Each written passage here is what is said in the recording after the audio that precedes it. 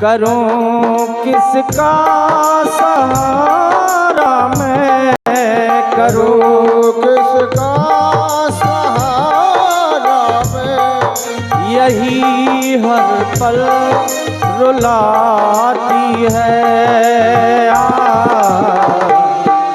सिया तेरी याद आती है, सिया तेरी याद आती है, सिया तेरी याद तेरी याद।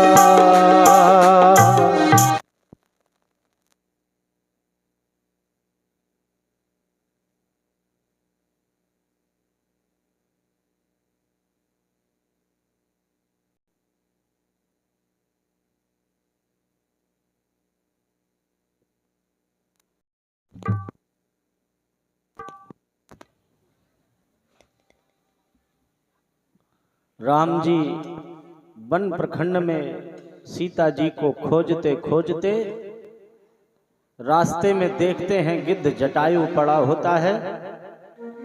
उससे पूछते हैं भैया आपकी ये दशा किसने कर दी। जटायु ने सारा वृतांत सुनाया कि सीता जी को रावण दक्षिण दिशा की ओर ले गया है। मैं तो आपका ही इंतजार कर रहा था, नहीं तो अब तक मेरे प्राण पखेरु शांत हो गए होते। कहते हैं राम जी ने जटायु की अंत्येष्टि क्रिया अपने हाथों से ही की और बाद में सबरी के आश्रम पहुंचे। भगवान सबरी के द्वारा जूठे बेर खाते हैं और बारंबार बखान करते हैं, बहुत स्वादिष्ट हैं। माता कौशल्या, हमारी भार्या सीता, इन सबका परोसा गया भोजन भी इतना स्वाद नहीं देता था जो तुम्हारे ये बेर में मुझे स्वाद मिल रहा है। राम जी कहते हैं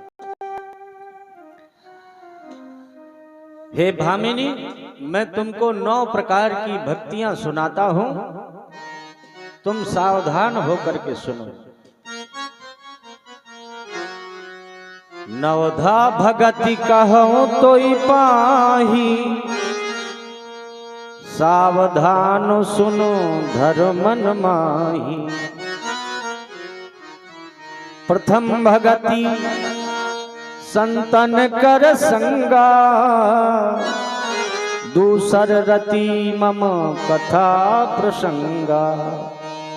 साधु संतों का संग ये मेरी पहली भक्ति है। मेरी कथाओं से प्रेम हो जाए ये मेरी दूसरी भक्ति है। गुरु पद पंकज सेवा, तीसर भगति अमान। गुरु के चरणों में सेवा करो और गुरुजनों से कभी सम्मान की इच्छा न रखो, ये मेरी तीसरे प्रकार की भक्ति। चौथी भगति मम गुण गण, करें कपट तजिगान। मेरे गुणों का गुणानुवाद करे, कपट न करे, ये मेरे चौथे प्रकार की भक्ति है। मंत्र जाप मम दृढ़ विश्वासा, पंचम भजन सो वेद प्रकाशा। वेदों में प्रकाशित जो मंत्र हैं वो ऐसे मंत्रों का भजन करे, पाठ करे, ये मेरी 5वें प्रकार की भक्ति है। छठ दम्भ शील विरत बहु कर्मा, निरत निरंतर सज्जन धर्मा। दंभ का त्याग कर दे, धीरे धीरे कर्मों से विरत हो जाए और सज्जनों के द्वारा जो अपनाए गए धर्म हैं उनका पालन करता रहे, ये मेरी 6वें प्रकार की भक्ति है। सातों सम मोहि मैं जग देखा, मोते अधिक संत कर लेखा। संतों का सम्मान मुझसे भी ज्यादा करे और सारे संसार को मुझ में देखे अथवा मुझको ही सारे संसार में देखे, ये मेरी 7वें प्रकार की भक्ति है। 8वां जथा लाभ संतोषा, सपने नहीं देखें पर दोषा। चाहे लाभ हो जाए चाहे हानि हो जाए, अपने हृदय में संतोष रखना चाहिए और सपने में भी दूसरों की बुराई न करे। ये मेरे 8वें प्रकार की भक्ति है। 9वां सरल सब सन चलही ना, भरोसा किया हरस न। सबसे प्रकार के चाहे दुख मिले या सुख मिले, भगवान का भरोसा हृदय में रखना चाहिए। ये मेरी 9वीं प्रकार की भक्ति है। एक होई नारी पुरुष सचराचर कोई। इन 9 प्रकार की भक्तियों में यदि किसी के एक भी हो तो मैं ये नहीं लिखता कि ये स्त्री है कि ये पुरुष है कि कौन है, मैं नहीं देखता। यदि एक व्यक्ति है तो वो मुझे अत्यंत प्रिय है। प्रिय भामिनी मोरे सकल प्रकार भगत तोरे। तो सारी पतियां विद्यमान है भामिनी। अब बहुत प्रकार से सबरी की प्रशंसा करते हैं राम जी। बताते हैं कि हम अयोध्या से चले थे, हमारे साथ हमारी भार्या सीता साथ में थी। दंडक वंश से किसी दुष्ट निशाचर के द्वारा उनका अपहरण कर लिया। उन्हीं को खोजते खोजते यहां तक आ गए। यदि तुम कुछ सहायता कर सको तो बताओ। तो सबरी ने कहा कि पास में एक तालाब है, उसी तालाब के किनारे वानरों के राजा सुग्रीव रहते हैं। पंपा सरहि जाओ रघुनाई, तह होई सुग्रीव मिताई। तो राम जी और लक्ष्मण जी सुग्रीव से मिलने के लिए आगे बढ़ते हैं।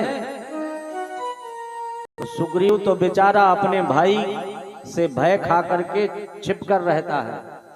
उसने जैसे ही देखा कि कोई धनुष बाण लेके इसी ओर चले आ रहे हैं तो हनुमान जी से कहा कि जाओ पता लगाओ, और यदि मेरे भाई बाली के द्वारा भेजे हुए दूत हो तो दूर से इशारा कर देना, मैं भाग खड़ा हो जाऊंगा। वेश बदल के हनुमान जी जाते हैं, अब परिचय पूछते हैं, और जब परिचय पता चलता है तो चरणों में गिर पड़ते हैं। कहते हैं मैंने पूछा, मैं तो जीव हूं, मैं तो आपको भूल सकता हूं, पर आप भी बिल्कुल सांसारिक मनुष्यों की तरह मुझसे मेरा परिचय पूछ रहे हैं। मैं तो आपका दास हूं। और अपना वेश बदल के हनुमान जी अपना स्वरूप दिखाते हैं, चरणों को पकड़ लेते हैं, रोने लगते हैं। तो राम जी उनको उठा के अपने हृदय से लगाते हैं और कहते हैं तुम दुखी न हो, तुम तो मुझको लक्ष्मण से भी दूने प्रिय हो। दोनों भाइयों को अपनी पीठ में बिठा करके हनुमान जी सुग्रीव के पास ले जाते हैं। सुग्रीव को राम जी की कथा और राम जी को सुग्रीव की कथा सुना करके मित्रता करा देते हैं। राम जी कहते हैं जब तक हमारे तन में प्राण है तुम्हारी रक्षा करते रहेंगे। सुग्रीव कहते हैं जब तक हमारे तन में प्राण है तब तक हम आपकी सेवा करते रहेंगे, सीता जी की खोज में आपकी सहायता करेंगे। अब कुछ दिन जब बीत जाते हैं तो एक दिन राम जी पूछते हैं कि तुम छिपके क्यों रहते हो। तो सुग्रीव ने सारा वृत्तांत बतला दिया कि मेरा एक भाई है बाली, वो कभी किसी की ललकार नहीं सुनता। एक बार एक राक्षस दरवाजे पे ललकार लगा रहा था, बाली उसके पीछे दौड़ा, मैं बाली के पीछे दौड़ा। जब एक गुफा में जाके राक्षस घुस गया तो बाली ने पीछे मुड़ करके देखा और मुझसे कहा कि 15 दिन इंतजार करना, यदि मैं बाहर ना आऊं तो समझ लेना कि मैं मारा गया। सुग्रीव कहते हैं राम जी से कि मैं प्रभु 1 महीने तक वहां खड़ा रहा, और जब मेरा भाई वापस ना आया और भीतर से एक सफेद रक्त की धारा निकल के आई तो मुझको तो विश्वास हो गया, क्योंकि मुझे मालूम था कि हमारे भाई बाली का रक्त सफेद है। अब मुझे लगा कि बाली का वध हो गया, तो मैंने एक विशाल पत्थर उठा के दरवाजे में रख दिया और लौट करके आया तो मंत्रियों ने देखा कि सिंहासन खाली है, तो मुझको जबरदस्ती राजा बना दिया। अब कुछ दिन बाद बाली लौट के आया तो उसने मुझसे कुछ पूछा भी नहीं, मुझको राज सिंहासन में बैठे देखा, बस क्रोध में आकर के मारने लगा। और इतना मारा प्रभु कि यदि मैं भागता नहीं तो मेरे प्राण चले जाते। अब भगवान ने जब ये सब बातें सुनी तो भुजा उठा के प्रतिज्ञा करने लगते हैं, सुन सुग्रीव मारी हो बाल ही एक ही बाण, ब्रह्म रुद्र शरणागत गए न उबरे प्राण। चाहे ब्रह्मा जी के पास जाए चाहे रुद्र के पास जाए, अब तुम्हारे भाई को कोई नहीं बचा सकता, हम एक ही बाण में उसका वध कर देंगे। और सुग्रीव से कहते हैं जाओ तुम लगाओ ललकार। सुग्रीव कहते हैं मुझको विश्वास नहीं है कि आप मार पाएंगे। तो बोले कैसे विश्वास होगा? तो सामने 7 ताड़ के पेड़ लगे थे।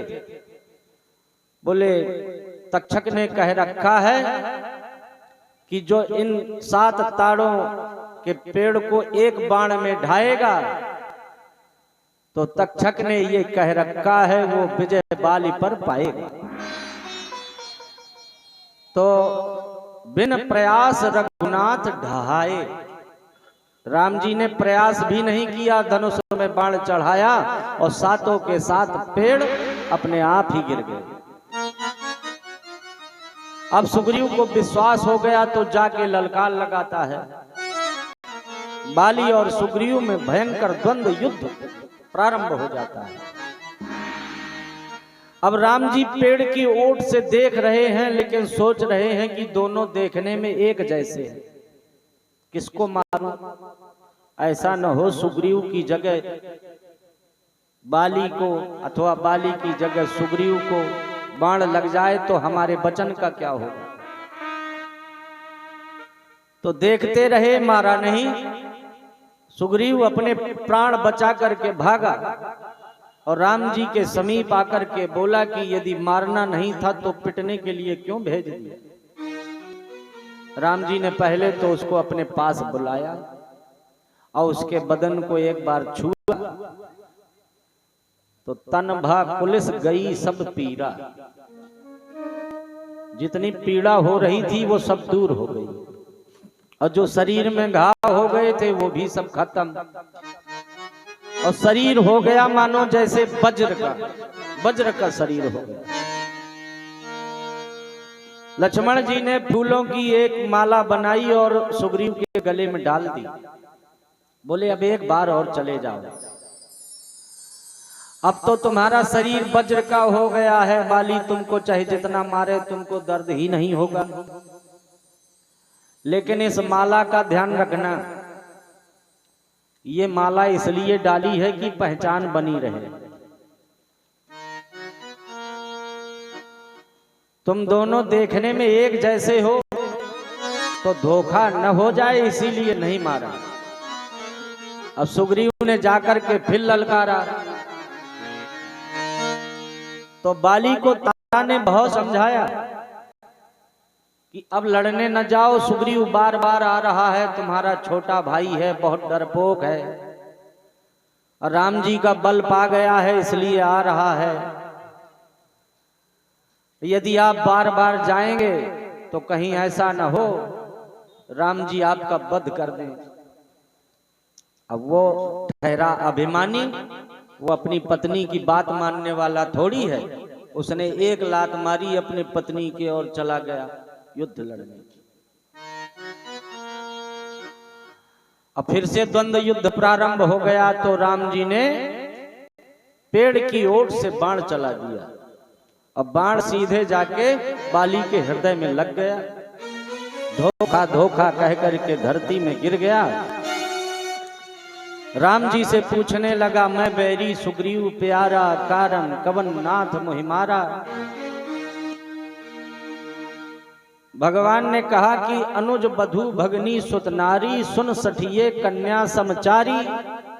इन्हीं कुदृष्टि बिलो की जोई, ताही बधे कछु पाप न होई।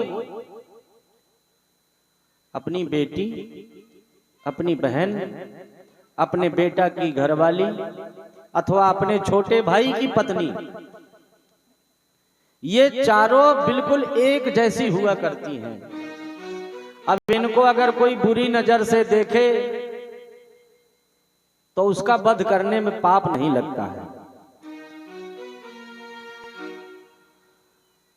तुमने वर ऐसा मांगा था, प्रत्यक्ष न मारा जाएगा। तुझसे लड़ने वाले का बल आधा तुझ में खिंच आएगा। वरदान किसी का नष्ट करें ऐसा ना स्वभाव हमारा है। बस इन्हीं विचारों के कारण यह बाण आड़ से मारा है। बाली ने कहा कि अब आपके सामने मेरी चतुराई कहां चलने वाली है।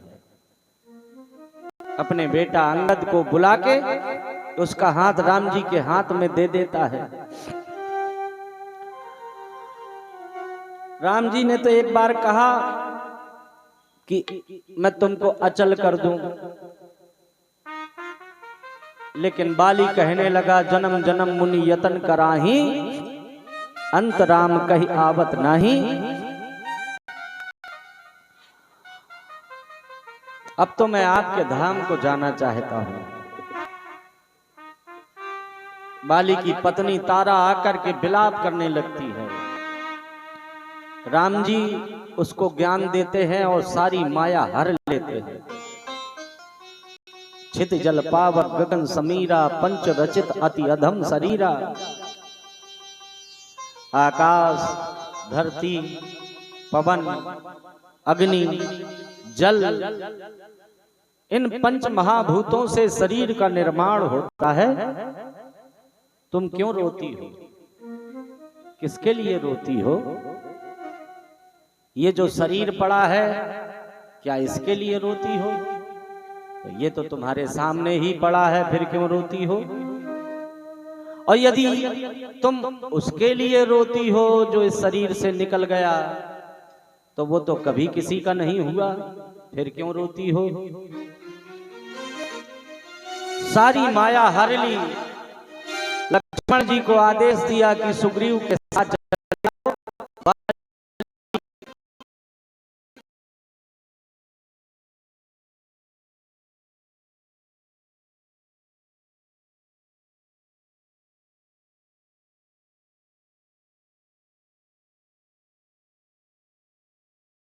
के दिन बारिश के वहीं पर व्यतीत करेंगे।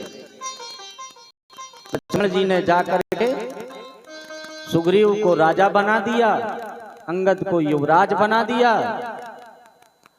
अब बारिश के महीने हैं तो सारी यात्राएं रुक गईं।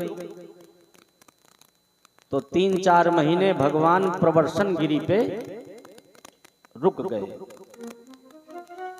और जब बारिश के दिन बीत जाते हैं तो राम जी लक्ष्मण जी से कहते हैं, लगता है बाली को जिस बाण से मारा उसी बाण से सुग्रीव का भी वध करना पड़ेगा।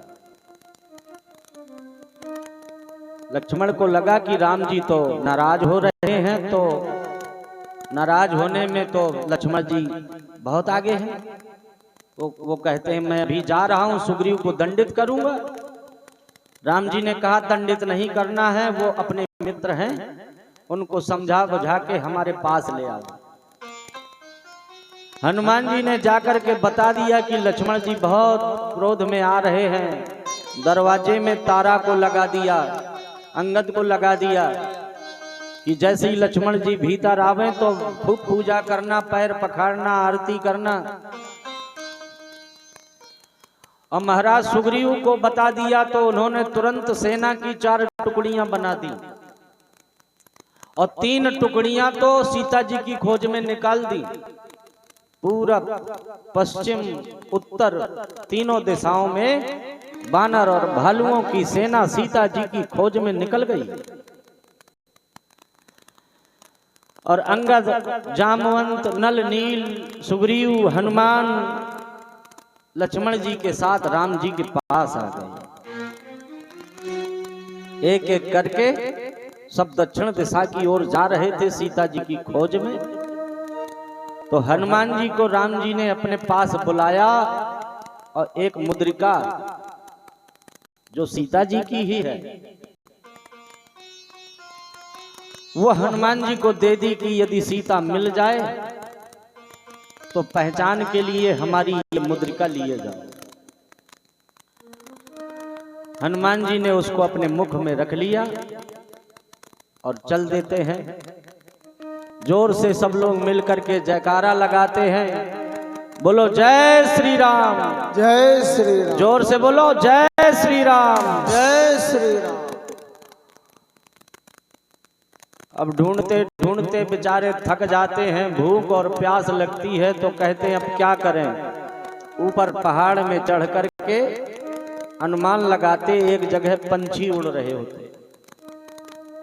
तो पंछियों का उड़ना मानो मानो जलपान की व्यवस्था होना। ज्यादा पंछी जहां हैं वहां निश्चय कुछ न कुछ जल, फल, फूल कुछ न कुछ जरूर प्राप्त हो जाएगा। ऐसा अनुमान लगा के जब भीतर घुसते हैं तो एक देवी जी मिल जाती है। देवी जी से पूछते हैं कि हम थोड़ा सा जलपान कर लें। स्नान जलपान आदि करके पूछने लगते हैं कि आप यहाँ गुफा में कैसे, कौन है आप। तो उसने अपना परिचय बताया। बोले हम स्वर्ग लोक में अप्सराएं थी, हमारा नाम स्वयं प्रभा और हमारी एक बहन थी हेम प्रभा, दोनों बहुत सुंदर। और मेरी बहन मुझसे ज्यादा सुंदर। दोनों को निशाचर हर के लिए जा रहे थे। मैं कम सुंदर थी तो मुझको यहीं छोड़ दिया, उसको ले गए। एक ऋषि आए थे, कह रहे थे जब राम जी के सेवक आए थोड़ी सी सहायता कर देना तो तुम्हारा उद्धार हो जाएगा। तो मैं तुम्हारी क्या सहायता करूं? बानर भालुओं ने कहा कि आप हमको इस गुफा के बाहर कर दीजिए, हमको रास्ता नहीं समझ में आ रहा। सबकी आंखें बंद करा दी और तपस्या के बल पर देवी जी ने सारे बानर भालुओं को सीधे समुद्र के किनारे पहुंचा दिया। अब आगे पानी, अब पीछे लौट के जाएंगे तो महाराज मार डालेंगे। बिना सीता जी की खोज के कैसे आ गए? अब दोनों तरफ से मृत्यु है तो सब कहते हैं भैया अब तो मरना पड़ेगा। तो वहीं एक ऐसा पंछी बैठा था जो मुर्दों का मांस खाता है। अब वो कहता है भैया एक एक करके मरो, इकट्ठे मत मरना। इकट्ठे मर जाओगे तो मांस सड़ जाएगा और एक एक मरोगे तो मैं रोज ताजा मांस खाऊंगा। सो बानर भालुओं ने जाके देखा, बोले देखो एक गिद्ध ये है और एक गिद्ध वो था। धन्य जटायु सम को नहीं। जटायु का नाम सुना तो संपाति रोने लगा कि ये तो मेरा भाई। बानरों ने पूछा कि वो तुम्हारा भाई तो तुम क्यों बने हो कसाई? तुम तो हमको खाने की बात करते हो। बोले भैया हम दोनों अपने पिताजी से मिलने के लिए सूरज की तरफ दौड़े। सूरज भगवान के रथ को हाँकने वाले हमारे पिताजी अरुण देव, और हम दोनों संपाति और जटायु, जटायु छोटा भाई, संपाति बड़ा भाई, जब सूरज के नजदीक पहुंचने लगे तो जटायु लौट आया, बोला मेरे पंख जल जाएंगे।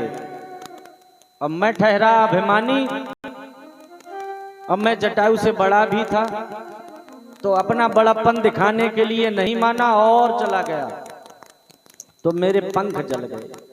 अब मैं लुढ़कते लुढ़कते यहाँ आके गिर गया। अब मेरे पास कोई व्यवस्था है नहीं भोजन आदि की, बड़ी मुश्किल से तुम लोगों को भगवान ने भेजा, तो मैं सोच रहा हूँ कि इकट्ठे काहे को मरो, एक एक मरो। मैं जबरदस्ती थोड़ी खा जाऊंगा, मेरे तो पंख ही नहीं है, तुम्हारे पास भी नहीं आ सकता। तो संपाति के हाथों से कहते हैं बानर भालुओं ने जटायु को तिलांजलि दिलवा दी। बोले अब आप हमारी कोई सहायता कर दीजिए। तो संपाति ने अपनी चोंच ऊपर को करके बहुत दूर तक नजर फैलाई। कहता है वो देखो लंका में अशोक वाटिका में सीता जी एक पेड़ के नीचे बहुत उदास बैठी हुई। अब बानर और भालू वो देखे तो उनको तो पानी पानी ही दिखाई दे, उनको लगे कि ये झूठ बोल रहा है, तो बोले हमें कुछ नहीं दिखाई दे रहा है। संपाति ने कहा मैं देखूं तुम ना। क्यों?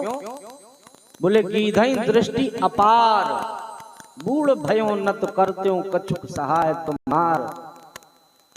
अब मैं बुढ़ा हो गया, पंख भी नहीं है, नहीं तो कुछ न कुछ सहायता जरूर कर देता, पर तुम्हारी सेना में कोई ऐसा वीर हो जो समुद्र पार कर जाए, वही लंका में जाके सीता जी की खोज लगा सकता है।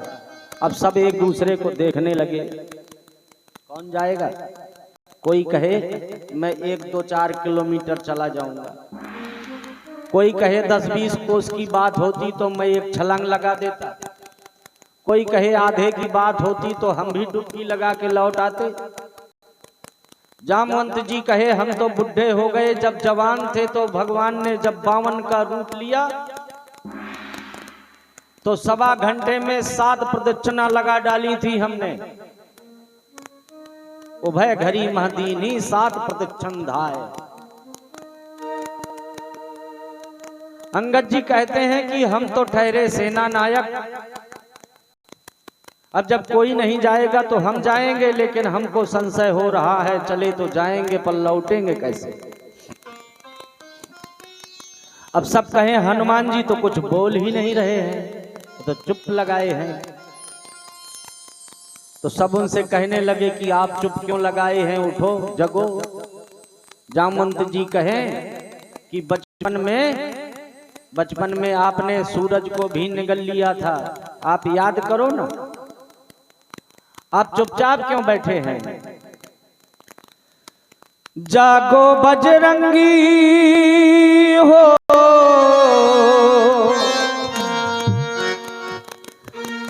जागो बजरंगी अब हम पर उपकार कीजिए, है बड़ी भंवर में नैया बेड़ा पार कीजिए, है बड़ी भंवर में नैया बेड़ा पार कीजिए, है बड़ी भंवर में नैया बेड़ा पार कीजिए। जागो बजरंगी हो, जागो बजरंगी जागो पुकार कीजिए, बड़ी भंवर में बेड़ा पार।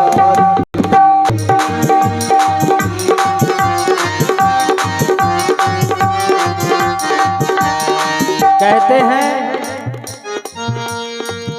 सुग्रीव ने आज्ञा कर दी, सुग्रीव ने आज्ञा कर दी, जाकर सिया खोज के लाना, जाकर सिया खोज के लाना, बिन खोज अगर यदि आए नहीं हमको मुंह दिखला, बिन खोज अगर यदि आए तो हमको न मुंह दिखला। सुग्रीव ने आज्ञा कर दी जाकर सिया खोज के लाना, बिन खोज अगर यदि आए नहीं हमको मुंह दिखलाना। जागो बजरंगी हो, जागो बजरंगी अब हम पर उपकार कीजिए। है बड़ी भंवर में नैया बेड़ा पार कीजिए, है बड़ी भंवर में नैया बेड़ा पार कीजिए, है बड़ी भंवर में नैया बेड़ा पार कीजिए। बोलिए हनुमान जी महाराज की जय हो। एक बार जोर से हनुमान जी ने जयकारा लगाया, जय श्री राम। जय श्री राम। इतना बड़ा आकार बना लिया जैसे कोई विशाल काय पर्वत खड़ा हो गया, और जोर से अट्टहास करने लगते हैं। जामवंत जी से कहते हैं, बताओ पूरी लंका को उठा के समुद्र में डुबो दूं? बोले नहीं नहीं नहीं, ऐसा नहीं करना। तो बोले रावण को उठा के मार दूं? बोले नहीं, ऐसा भी नहीं करना। तो उचित सिखावन दीजो मोही। जामवंत जी कहते हैं, जाके सीता जी का पता लगा लेना, और जरूरत पड़े तो थोड़ा सा दुश्मन को बल जरूर दिखा देना। तो जिस पर्वत में हनुमान जी खड़े हैं उसी में जोर से लात मारते हैं और ऊपर उड़ चलते हैं। तो कहते हैं जिस पर्वत में लात मार दी वो सीधे पाताल की तरफ चला गया। अब देवताओं को लगा कि कहीं ऐसा ना हो हनुमान जी जाएं और परीक्षा में फेल हो जाएं, तो सर्पों की माता सुरसा को भेज दिया। वो बीच में आके कहती हैं कि पहले हमारे गर्भ में आओ, मैं तुमको खा जाऊंगी, तुम मेरा भोजन हो। बहुत समझाया माता जी कहते रहे, और जब नहीं मानी तो हनुमान जी अपना शरीर बढ़ाने लगे। अब जैसे जैसे शरीर बढ़ावे तो उससे दुगना वो अपना मुंह बढ़ा दे। जब हनुमान जी ने देखा कि इसका मुख तो बढ़ता ही चला जा रहा है, 100 योजन का मुख बना लिया, तो हनुमान जी ने बिल्कुल छोटा सा रूप बना के उसके मुख से पेट में चले गए और तुरंत बाहर भी आ गए और हाथ जोड़ के कहते, माता जी अब तो हम आपके गर्भ में भी हो आए, अब हमको जाने दो। तो वो अपने रूप में आ गई। बोले मैं तो देवताओं के द्वारा भेजी गई थी, तुम्हारी परीक्षा लेने आई थी। अब हमको विश्वास हो गया कि तुम सीता जी की खोज निश्चय करोगे। अब वो फिर आगे बढ़ते हैं तो बीच में मैनाक पर्वत मिल जाते हैं। उनको लगता है कि कहीं ऐसा न हो हनुमान जी थक जाएं, थोड़ी देर हमारे ऊपर बैठ जाएंगे, सुस्ता लेंगे। तो हनुमान जी कहते हैं, राम काज कीन्हे बिना मोह कहाँ विश्राम। और आगे बढ़ते हैं तो सिंघनी नाम की राक्षसी मिलती, जो पंछियों की छाया को जल में ही पकड़ लेती और खींच के उस पंछी को अपना भोजन बना लेती। ऐसा ही छल हनुमान जी के साथ भी उसने किया। हनुमान जी मुख के द्वार से वो पहले तो पेट में चले गए और फिर पेट में से गदा मार मार के उसके सर के ऊपर से निकल पड़े। बोलो राजा रामचंद्र भगवान की जय हो। अब उसका उद्धार करके हनुमान जी लंका के द्वार में आ गए, जहां एक निशाचरी द्वारपाल बन के खड़ी थी। अब हनुमान जी ने मच्छर जैसा वेश बनाया और भीतर घुसने लगे। तो वो तो जान गई, वो कहती है कि चोर तो हमारा भोजन है, अब मैं तुझको खा जाऊंगी। सो हनुमान जी ने एक मुष्टिका का प्रहार किया, वो बेहोश होके गिर गई और कहती है कि जब रावण ही ब्रह्म बर दीन्हा तो चलत बिरंच कहा मोई चीन्हा। निकल होश तय कपि के मारे तब जानिस निश्चर संघारे। अब मैं जान गई कि निशाचरों का नाश होने वाला है। प्रभस नगर की जय सब काजा, हृदय राख कौशलपुर राजा। भगवान का स्मरण करके हनुमान जी फिर और छोटा सा रूप बना के लंका में प्रवेश करते हैं। विभीषण जी से मुलाकात करके और जिस पेड़ के नीचे सीता जी बैठी होती हैं उसी पेड़ के पत्तों में छिप करके बैठ जाते हैं। शाम को रावण अपनी पत्नी मंदोदरी और दासियों के साथ वहां आया।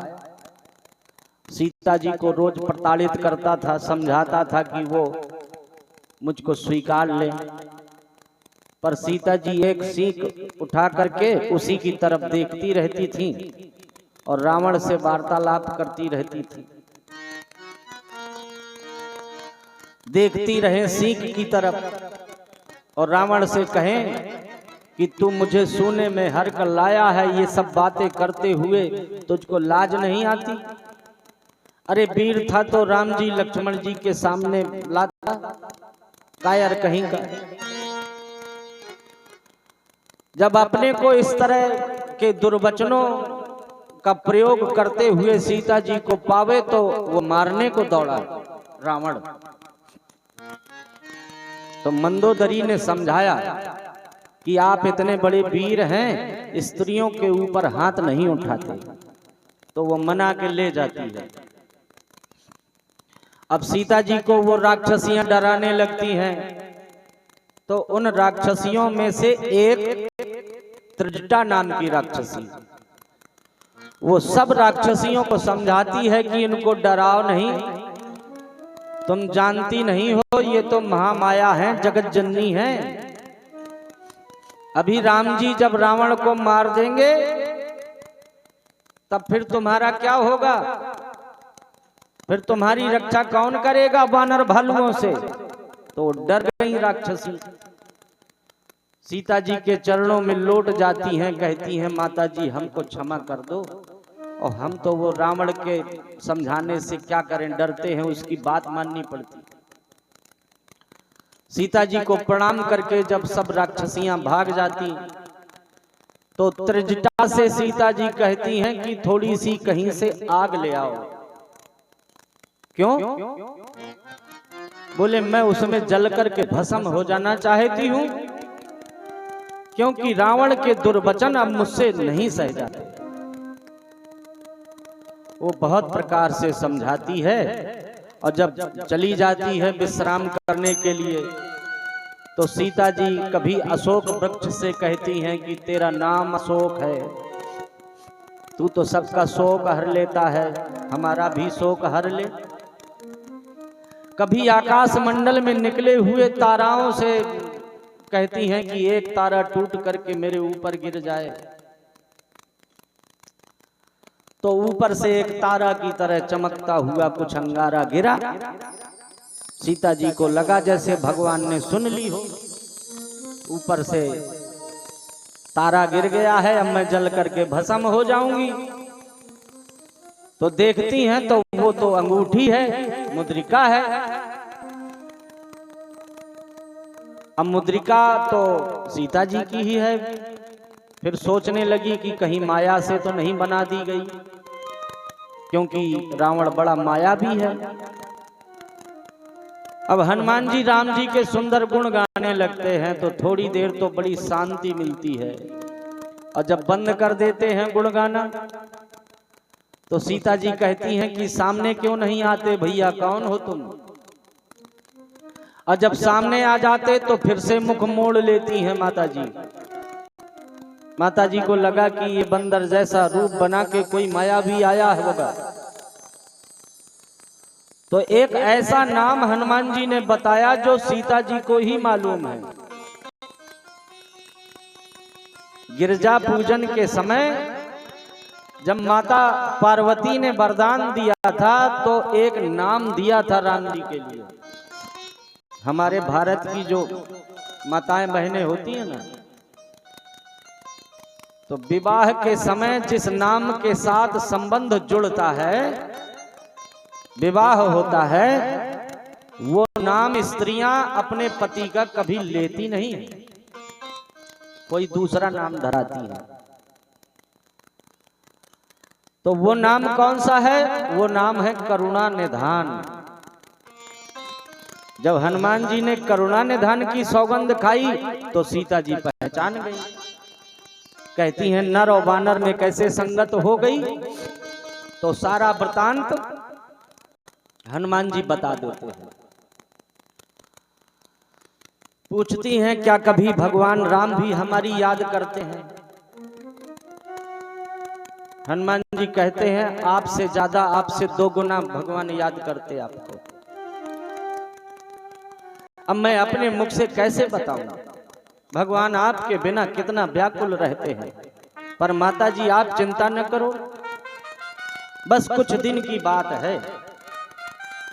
और जब हनुमान जी को इस तरह से सांत्वना देते हुए पाया तो माता जी बड़ी प्रसन्न हो जाती हैं और आशीर्वाद दे देती हैं। अजर अमर गुण निधि सुत हो, करहु बहुत रघुनायक छोहु। हनुमान जी कहते हैं आशीर्वाद तो मिल गया पर भूख लगी, अगर आदेश मिल जाए तो ये पके पके फल दिखाई दे रहे हैं, थोड़ा भोजन कर ले। पहले तो माता जी कहने लगी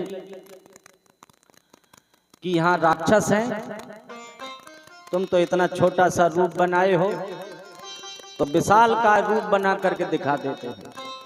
माता जी को विश्वास हो जाता है, कहती हैं जाओ फल खाओ।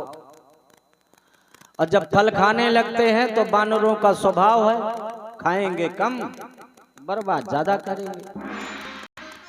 और जब डाले तोड़ने लगे तो जो रखवारे थे वो विरोध करने लगे, तो माली को मार डाला। अब जब खबर वहां पहुंचाई गई तो दरवाजे में रावण का पुत्र अक्षय कुमार खेल रहा था। बोले मैं देख लूंगा उस बानर को। पिताजी के पास छोटी छोटी सूचना लेके तुरंत चले जाते हो, चलो दिखाओ कौन है बंदर। तो कहते रावण का बेटा अक्षय कुमार पहुंचा तो हनुमान जी ने एक विशाल वृक्ष उखाड़ के उसी के ऊपर धर दिया। बोलो राम नाम सत्य है,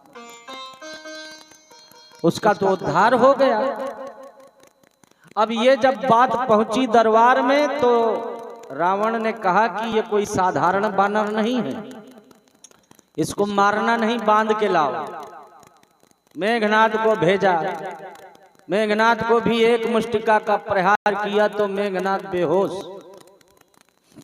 अब उसने सोचा कि ये ऐसे तो जीता नहीं जाता, तो माया करने लगा, शक्ति का प्रयोग कर दिया। ब्रह्म पास में बांध करके दरबार में ले आया। अब वैसे तो हनुमान जी के ऊपर किसी अस्त्र शस्त्र का प्रयोग होता नहीं, पर देवताओं का अपमान न हो इसलिए हनुमान जी बंध के भी चले आए। दरबार में जाकर के पहले तो अपना परिचय बताया, फिर रावण को समझाया। रावण ने कहा कि अब हमको बंदर भी ज्ञान देंगे, लगता है बानर को गुरु बनाना पड़ेगा। सब खिलखिला के हंसने लगते हैं दरबारी कि हमारे कितने बुरे दिन आ गए हैं, अब बानर भालू भी हमको ज्ञान देंगे। एक ने कहा महाराज ये तो हमारा भोजन है, यदि कह दो तो अभी देखो थोड़ी देर में पता चले खत्म। तो बोले मार दो। सो जैसे ही मारने को दौड़े तो विभीषण ने आके बचा लिया। कहते हैं नीत विरोध न मारिय दूता, छोड़ दीजिए कुछ और दंड दे दीजिए। तो रावण ने कहा इसकी पूंछ में आग लगा दो। तो पूरे नगर में जितना घी तेल वस्त्र रखा था सारा लगा दिया। हनुमान जी ने अपनी पूंछ को इतना लंबा कर दिया, ऐसा खेल दिखाया कि सब उनकी पूंछ ही का तमाशा देखने लगे। और जब कुछ नहीं बचा तो आग लगा दी, और जब आग लगा दी तो बदन कर लिया विशाल और वजन कर लिया इतना सा, और फुदक फुदक के सब अट्टालिकाओं में चढ़ चढ़ के आग लगाने लगे। उसी समय हनुमान जी के पिताजी पवन देव है ना, अब पवन होती है 49 प्रकार की, और इनके जो पिताजी हैं उनका नाम है प्रभंजन। 49 पवन है ना, तो 49 में से एक का नाम है प्रभंजन। अब प्रभंजन वायु ने अपने सभी भाइयों को बुलाया और 49 पवन मिलकर के लंका के भीतर ऐसे गोल गोल गोल गोल घूमने लगी हमारे, तो पता भी न चला, थोड़ी देर में सारी लंका में आग लग गई। एक दो घर बच गए, विभीषण सरीखे जो भगत लोग रहते थे उनके मकान बच गए, और हनुमान जी ने जाके अपनी पूंछ बुझाई और सीता जी के पास आकर के कहते हैं अब आप हमको कुछ दे दीजिए पहचान रूप में। तो सीता जी ने अपने बालों में से चूड़ामणि को निकाल के दे दी कि जाके राम जी से कहना कि 1 महीने के अंदर यदि वो नहीं आए मुझको लेने तो मुझे जिंदा नहीं पाएंगे। जाके हनुमान कहना स्वामी से, हर घड़ी उनको याद करती हूँ, प्यासी मछली सी मैं तड़पती हूँ, ना तो जीती हूँ और न मरती हूँ।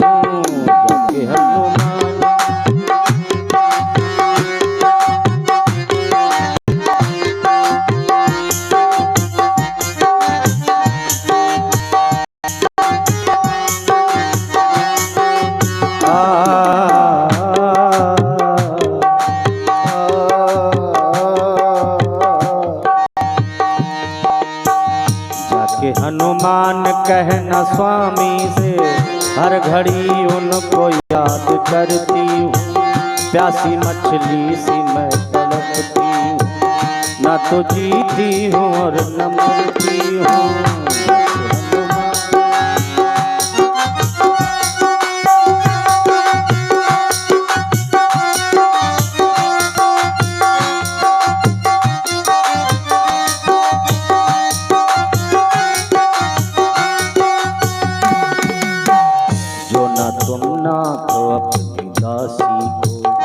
जल्दी लेने ना आओगे, जो न तुम ना तो अपनी दासी को जल्दी लेने ना आओगे। देर कर दी तो लौट आने में मुझको जिंदा न आप पाओगे, मुझको जिंदा न आप पाओगे।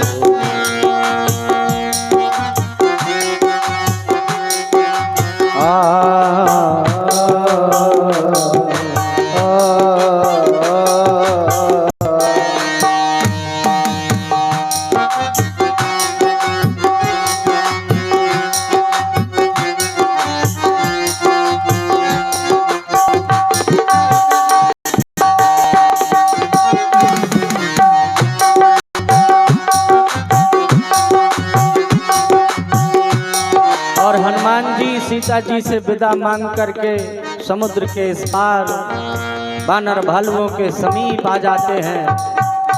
बोलो राजा रामचंद्र भगवान की जय हो। और जैसे ही सूचना मिली कि सीता जी की खोज हो गई है तो सारे वानर भालू मिलकर के बगीचे में घुस जाते हैं। सुग्रीव के पास जाकर के खबर देते हैं कि आज सारा बगीचा उजाड़ दिया वानर भालुओं ने मिलकर। सुग्रीव को लगा कि बिना पता लगाए कैसे लौट सकते हैं, इसका मतलब कि जानकी जी मिल गई। सबने बताया कि हनुमान जी ने ये कार्य किया है, तो आगे आगे हनुमान जी को करके सब लोग राम जी के पास पहुंचते हैं। अब सब मंत्रणा बनाते हैं कि देर न करी जाए, प्रभु आदेश दे दीजिए। अब लंका में चढ़ाई कर दी जाए तो सब सेना सजा करके समुद्र के किनारे आ गए। ये खबर रावण को मिली कि सारी सेना समुद्र के उस पार आ गई है, तो मंत्रणा बनाने लगा, विचार बनाने लगा कि क्या करें। दुश्मन ने चढ़ाई कर दी, अब क्या करें। तो विभीषण ने समझाया कि जैसे चौथ के चंद्रमा को लोग त्याग देते हैं, ऐसी पराई स्त्रियों को भी त्याग दो। ये ठीक काम नहीं। सीता जी को राम जी के यहाँ पहुंचा दिया जाए, इसी में सबका कल्याण है। जहां सुमति तहां संपत्ति नाना, जहां कुमति तहां विपत्ति निदाना। रावण ने एक लात मारी विभीषण की छाती में, अब भगा दिया कि जा वहीं चला जा, उन्हीं तपस्वियों को अपना ज्ञान बताना। सब सभा के सामने हाथ जोड़ के विभीषण जी कहते हैं कि आप लोग हमको दोष मत देना। और सोचते जा रहे हैं कि पता नहीं राम जी हमको अपनाएंगे कि दुश्मन का भाई समझ के भगा देंगे। हनुमान जी तो पहले ही मिल चुके थे। हनुमान जी ने राम जी को बताया कि आपका भक्त है, तो राम जी ने हनुमान जी को ही भेजा कि उसको ससम्मान ले आओ। और जैसे ही विभीषण जी मिले तो कहते हैं राम जी ने मिलते ही उनका तिलक कर दिया। भगवान शंकर ने लंका का राज्य देने के लिए रावण से 10 बार सर कटवाया था, 10 बार शीश चढ़ाया था रावण ने। तब भगवान शंकर प्रसन्न होकर के कहे थे कि ठीक है जाओ लंका में राज करो। और वही लंका का राज आज विभीषण को बिना कुछ किए, कितने दयालु हैं हमारे राम जी, भक्तों को अनायास ही सब कुछ दे देते हैं। उनको फिर भी लगता है कि कम, हम तुम मांगेंगे तो हमारी तुम्हारी बुद्धि है छोटी, तो इतना सारा बढ़ा चढ़ा के मांगेंगे तो भी भगवान के सामने इतना ही सा है। और जब भगवान अपनी इच्छा से देते हैं तो हम तुम जो सोच भी नहीं पाते वो भी समझ आ रहा है। अब राम जी ने जब लंका का राज्य विभीषण को दे दिया, समुद्र से जल मंगा करके तिलक कर दिया, तो कहते हैं अब आप सब लोग बताइए कि हम समुद्र के उस पार कैसे जाएं। सबने बताया कि आपके कुल गुरु हैं समुद्र देव, आप उनसे विनती करिए। लक्ष्मण जी कहे, लक्ष्मण जी को ये सब अच्छा नहीं लगा। उनको लगा कि बाण चढ़ाओ और अग्नि बाण से सारा समुद्र का जल सुखाओ और सीधे चल के लंका में चढ़ाई कर दो। लेकिन सबने समझाया कि ऐसा करने से कितने कीड़े मकोड़े जलचर नष्ट हो जाएंगे। तो भगवान राम 3 दिन पानी के भीतर दर्भ बना करके अब भजन करते हैं कि समुद्र देव हमको रास्ता दे दीजिए। तो कहते जब 3 दिन बीत गए और उसने रास्ता नहीं दिया, तो विभीषण के साथ में रावण ने 2 चेला लगा दिए थे राक्षस, सुख और सारंग। वो गिनती कर रहे थे कि कितने बानर भालू हैं दुश्मन की सेना में। वो बेचारे पकड़े गए। अब बानर भालू उनके नाक कान काटने लगे। तो वो राक्षस कहते हैं आपको राम जी की सौगंध हमारे नाक कान मत काटना। लक्ष्मण जी को बड़ी हंसी आई ये सब तमाशा देख के, तो बचा लिया और उनको एक पत्रिका दी। कहो मुखादर मूल सन मम संदेश उदार, सीता देवो राम कहा नत आवा काल तुम्हार। वो दोनों बेचारे भगवान का भजन करते करते जाके रावण को समझाते हैं। और जब रावण ने ये सुना कि ये दोनों भी बदल गए, ये तो कहते हैं राम जी के पास जाओ और सीता जी को सौंप दो। तो जैसे विभीषण को लात मारी थी ऐसे इन दोनों को भी लात मार के भगा दिया। और यहाँ 3 दिन हो गए समुद्र में, समुद्र ने कोई रास्ता न दिया तो राम जी को क्रोध आ गया। बोले राम सकोप तब भय बिन होए न प्रीत। लक्ष्मण लाओ धनुष बाण उठा के, और अग्नि बाण का संधान करने लगे तो समुद्र देव एक बड़ी सी थाल सजा करके उसमें फल फूल रख के राम जी के चरणों में आके बैठ गया। प्रभु हमको क्षमा कर दीजिए। राम जी ने कहा हमारा उद्देश्य नहीं था कि हम आपको सुखा दें, लेकिन रास्ता तो हमको चाहिए, अभी भी कोई उपाय बता दीजिए। तो समुद्र देव ने बताया कि आपकी सेना में 2 बंदर हैं, नल और नील। उनके द्वारा फेंका हुआ पत्थर जल में तैर रहा है। तो राम सेतु का निर्माण हुआ, रामेश्वरम की स्थापना हुई और अंगद जी को भेजकर एक बार रावण को फिर समझाया गया। अंगद जी ने तो पैर जमा दिया, बोले मेरा पैर कोई हिला देगा तो सीता जी को हार गए। पर किसी ने साचर ने पैर हिला न पाया। रावण को धक्का देकर के चारों मुकुट जोर से फेंक देते हैं अंगद जी, मानो जैसे अर्थ धर्म काम मोक्ष चारों राम जी के समीप आ जाते हैं। अंगद जी आते हैं, राम जी से कहते हैं मैंने बहुत समझाया पर लगता है रावण के विनाश छाया है। तो लंका में है 4 दरवाजे और चारों दरवाजों में 4 टुकड़ियां बनाकर वानर भालुओं को कह दिया कि आक्रमण कर दो। जय भवानी जय भवानी जय भवानी जय भवानी। पापियों के नाश को, धर्म के प्रकाश को, पापियों के नाश को, धर्म के प्रकाश को, राम जी की सेना चली, श्री राम जी की सेना चली, राम जी की सेना चली, राम जी की सेना चली। हर हर महादेव, हर हर महादेव, हर हर महादेव,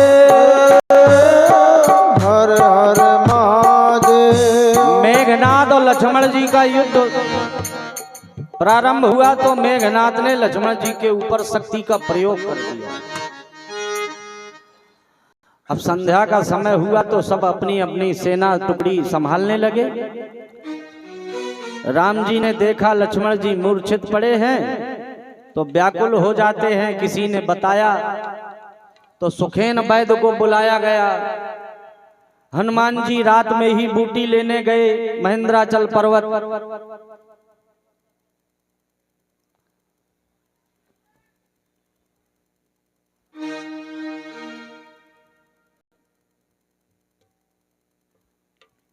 तो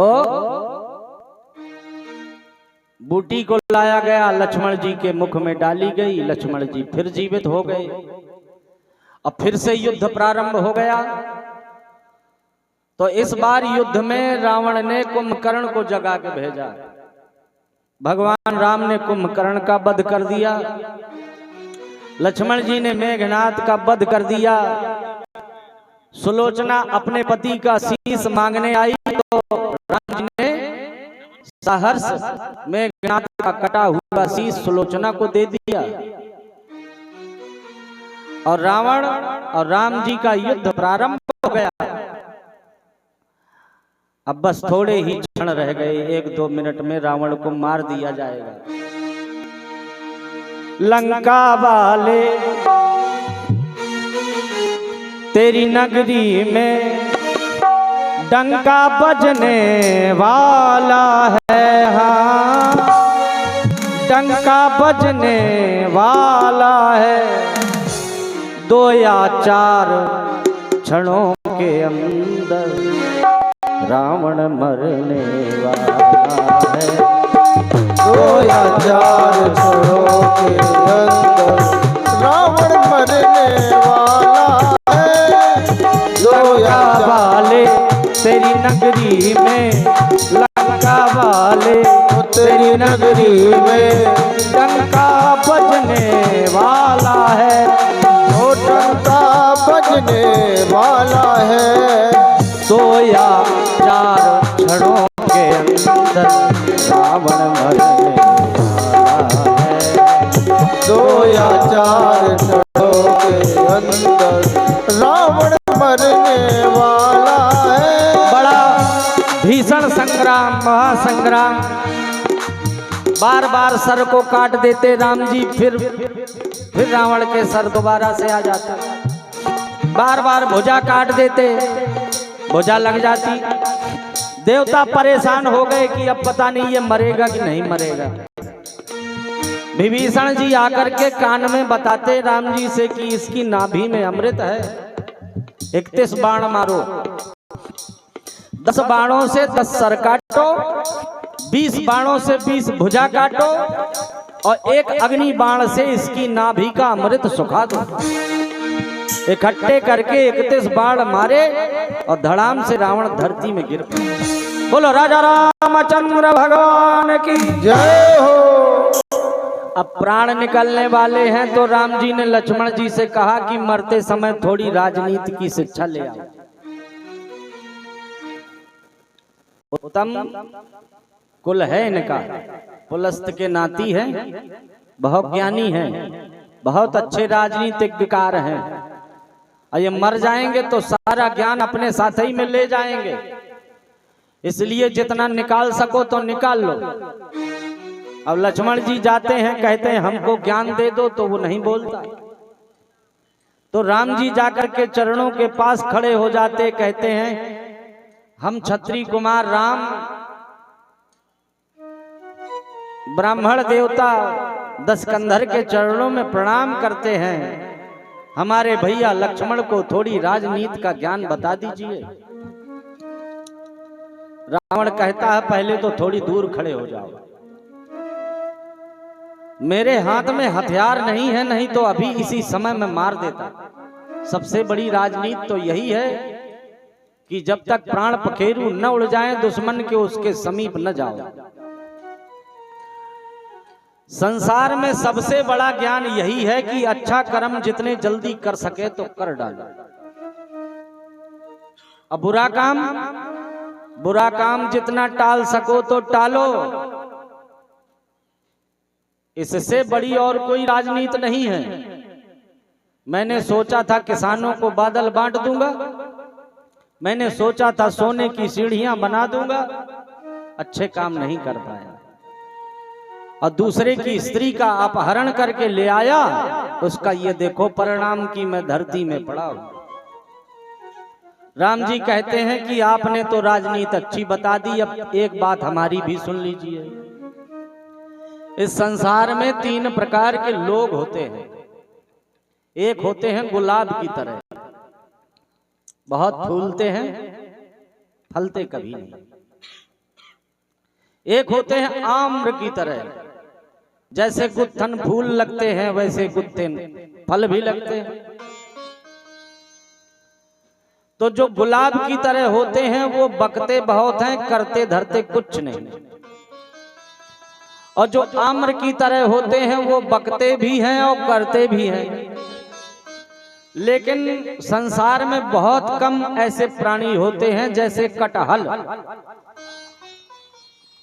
कटहल को आपने देखा होगा, कहीं से भी निकल पड़ता है, तने से निकल पड़ा, जड़ में लग गया, उसके लिए फूल की भी आवश्यकता नहीं होती, कहीं से भी निकल आता है।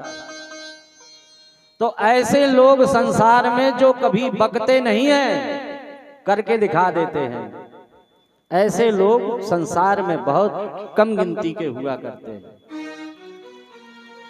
बोलो राजा रामचंद्र भगवान की जय हो। भगवान राम ने विभीषण से कह के सीता जी को बुलवाया। सब लोग दर्शन के लिए खड़े थे। देवताओं के राजा इंद्र से कह करके दोनों तरफ अमृत की वर्षा करा दी। तो जो राक्षस मरे थे उनका तो मोक्ष हो गया, क्योंकि वो भगवान के हाथों मरे। पर जो वानर भालू मरे थे वो तो वहीं मड़रा रहे थे। और जैसे ही अमृत का छींटा पड़ा सब खड़े हो गए। बोलो राजा रामचंद्र भगवान की जय हो। एक भी नहीं मरा, वानर भालू सब जिंदा हो गए। लेकिन सबके मन में ये आशा है कि जिन सीता जी के लिए ये बार बार देखो हम मरे फिर जिंदा हो गए, ऐसी सीता जी के दर्शन मिल जाए। वो पालकी में आ रही थी तो राम जी ने आवाज लगाई, बोली पालकी के नीचे उतार दो। ये बच्चे सब देखेंगे ना। तो पालकी के नीचे उतार दिया। लक्ष्मण जी से कहा, लक्ष्मण अब तुम अपनी भाभी के पास चले जाओ, उनसे बता देना कि राम जी कहते हैं कि अब सीता जी परीक्षा दें। तो सीता जी से जब परीक्षा के लिए कहा गया तो सीता जी ने लक्ष्मण से कहा कि तुम आग जला दो, मैं उसमें बैठ जाऊंगी। यदि मन कर्म वचन से मैं अपनी पति की ही अर्धांगिनी हूं, उनके सिवा कभी परपुरुष का चिंतन न किया हो, तो मुझे कुछ होने वाला नहीं है। और सच में लक्ष्मण जी बेचारे रोते रोते आग जलाते हैं, सीता जी उसमें बैठ जाती हैं। तो कहते हैं अग्नि भगवान अपनी गोद में बिठाकर सीता जी को और राम जी के चरणों में सौंप देते हैं। बिल्कुल पवित्र है सीता जी, कोई दोष नहीं है इनमें। और पुष्पक विमान में बिठा करके राम जी, सीता जी, लक्ष्मण जी, हनुमान जी, विभीषण, सुग्रीव, अंगद सब अयोध्या की ओर प्रस्थान करते हैं। दंडक वन चित्रकूट होते हुए हनुमान जी से कहते तुम आगे आगे चले जाओ, भरत को समझाना क्योंकि आज अंतिम दिन है, ऐसा न हो हमें पहुंचने में देर हो जाए तो भरत जी अपने प्राणों का परित्याग कर दे। हनुमान जी ने जाकर भरत जी को सारा समाचार सुनाया। भरत जी ने जाकर माताओं को, प्रवासियों को, सबको बता दिया। तो घर घर दीपक जलाए गए। राम जी आ रहे हैं, अब राम जी का राज तिलक होगा। आप लोगों को भी अवसर मिला है, सब लोग एक एक करके आरती के बाद, अभी नहीं, जब आरती हो जाए तब एक एक करके लाइन से यहाँ तक आएंगे और रामायण का तिलक कर देंगे। एक थाली में पंडित जी सिंदूर और आरती लगा लीजिए। और राम जी का राज तिलक हो गया, राज सिंहासन में राम जी विराज गए। बोलो सियावर रामचंद्र भगवान की जय हो। अब फिर कभी जब अवसर मिलेगा भगवान की कथा कहने का, ऐसे महायज्ञों का अनुष्ठान कार्यक्रम जब रचा जाएगा, आप लोग हमें बुलाएंगे, तब हम फिर से आप लोगों की सेवा के लिए इसी तरह तत्पर हो जाएंगे। तब तक के लिए सबको जय श्री राम। ऐसे राम दरस रस बरसे जैसे सावन की झड़ी, ऐसे राम दरस रस बरसे जैसे सावन की झड़ी।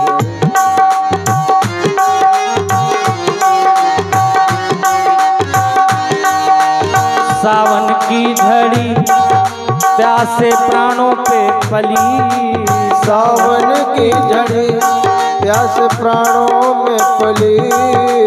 सावन की झड़ी प्यासे प्राणों में पली, ऐसे राम दरस रस बरसे जैसे सावन की झड़ी। राजा राम दरस रस बरसे जैसे सावन की झड़ी। जय सिया राम, जय जय सिया राम, जय सिया राम, जय जय सिया राम। जानकी वल्लभ राजा राम, जानकी वल्लभ राजा राम, जानकी वल्लभ राजा राम।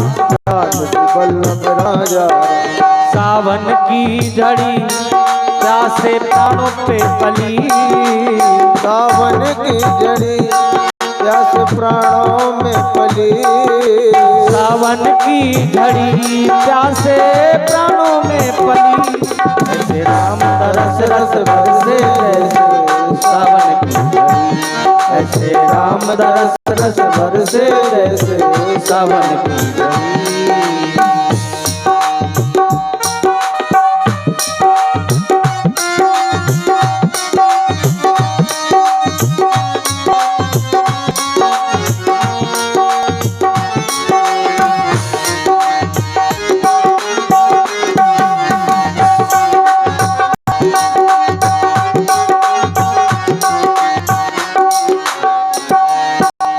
राम लखन अनमोल नगीने, राम लखन अनमोल नगीने, अवध अंगूठी में जड़ दीने, अवध अंगूठी में जड़ दीने। राम लखन अनमोल नगीने, अवध अंगूठी में जड़ दीने। राम लखन अनमोल नगीने, अवध अंगूठी में जड़ दीने। सीता ऐसे सोहे जैसे मोती की लड़ी, सीता ऐसे सोहे जैसे मोती की लड़ी। ऐसे राम तरस रस बरसे जैसे सावन की झड़ी।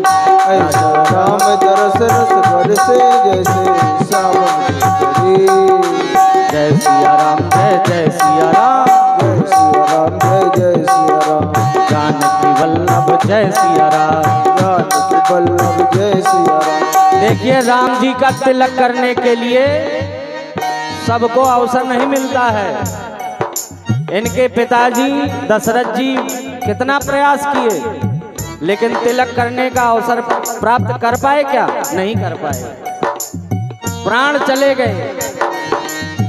ये तो बड़े सौभाग्यशाली होते हैं वो लोग जो भगवान राम को राज सिंहासन में बैठा हुआ देख पाते हैं। 500 साल तो मुकदमा लड़ा है हम लोगों ने, नहीं लड़ा। जब कहीं जाकर के भगवान राम अयोध्या में बैठ पाए तो हमारे तुम्हारे सामने ही तो बैठे, तो हम तुम है ना भाग्यशाली। रोम रोम को नैन बना लो, रोम रोम को नयन बना लो, रोम रोम को नयन बना लो, रोम रोम को नयन बना लो। राम सिया के दर्शन पालो, राम सिया के दर्शन पालो। रोम रोम को नयन बना लो, राम सिया के दर्शन पालो। रोम रोम को नयन बना लो, राम सिया के दर्शन पालो। बरसों बाद आई है ये मिलन की घड़ी, वर्षों बाद आई है ये मिलन की घड़ी। सीता राम दरस रस बरसे जैसे सावन की घड़ी, सीता राम दरस रस बरसे जैसे सावन की। जय सिया राम, जय सिया राम, जय सिया राम, जय सिया राम। जानकी वल्लभ राजा राम, वल्लभ राजा राम। बोलो सियावर रामचंद्र भगवान की जय हो, हनुमान जी महाराज की जय हो, अयोध्या धाम की जय हो, सरयू मैया की जय हो, यज्ञ नारायण भगवान की जय हो, शंकरा बाबा की जय हो, सब संतन की जय हो, सब भक्तन की जय हो, गौ माता की जय हो, सत्य सनातन धर्म की जय हो। जय जय श्री सीताराम।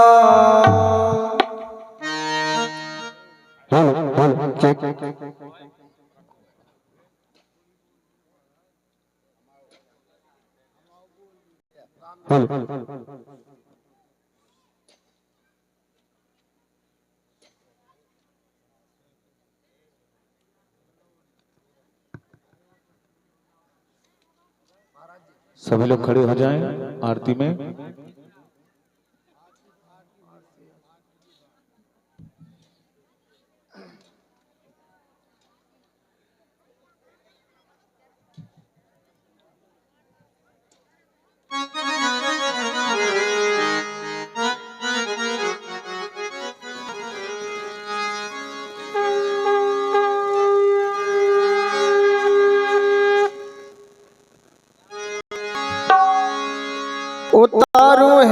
सखी हाँ उतारू रे सखी, ओ राजा राम जी की आरती उतारू रे सखी।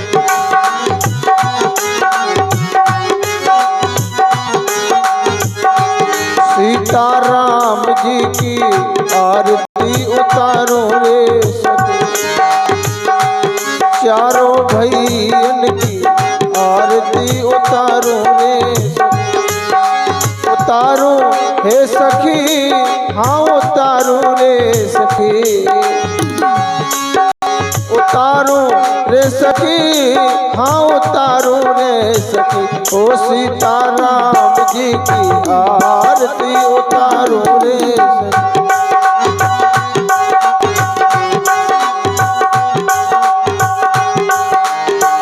के कर राम बबुआ के कर बबुआ लक्ष्मणो, के कर राम बबुआ के कर बबुआ लक्ष्मण, के कर भरत भुआल हे सखी, के कर भरत भुआल हे सखी। ओ राजा राम जी की आरती उतारो रे,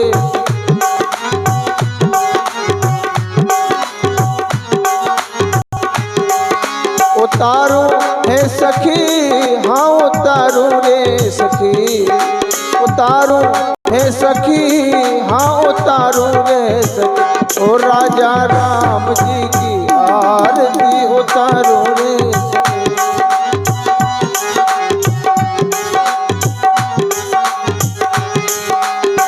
कौशल्या के राम बबुआ सुमित्रा के लक्ष्मणो, कौशल्या के राम बबुआ सुमित्रा के लक्ष्मण, के कई के भरत भुआले सखी, के कई के भरत भुआले सखी। ओ राजा राम जी की आरती उतारो रे सखी, सीता राम जी की आरती उतारो रे सखी।